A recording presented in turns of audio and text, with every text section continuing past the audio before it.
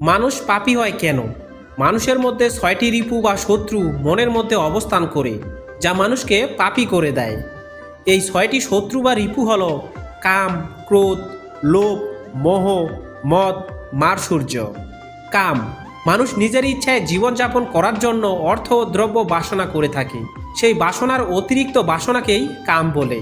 ক্রোধ, যেই সমস্ত কামনা বাসনা যখন প্রচুর পরিশ্রম করেও পূর্ণ হয় না, তখন আমাদের মনে উত্তেজনা সৃষ্টি হয়। এই উত্তেজনার ফলে মানুষ কলহ, কটু বাক্য প্রয়োগ করে অন্যকে আঘাত করে, এমনকি আত্মঘাতমূলক পাপকর্মও করে বসে। এই উত্তেজনাকে ক্রোধ বলে। লোভ, বহু বিঘ্ন আশঙ্কা সত্ত্বেও কোনো বস্তু ভোগের মানসিকতাকে লোভ বলে। মোহ, মানুষ যখন মাত্রাতিরিক্তভাবে অনিত্য বস্তু, অর্থাৎ যে সমস্ত বস্তু মানুষের সঙ্গে চিরকাল থাকবে না, যেমন স্ত্রী, পুত্র, মা বাবা, আত্মীয় স্বজন, অর্থ সম্পত্তি, এই রক্ত মাংসের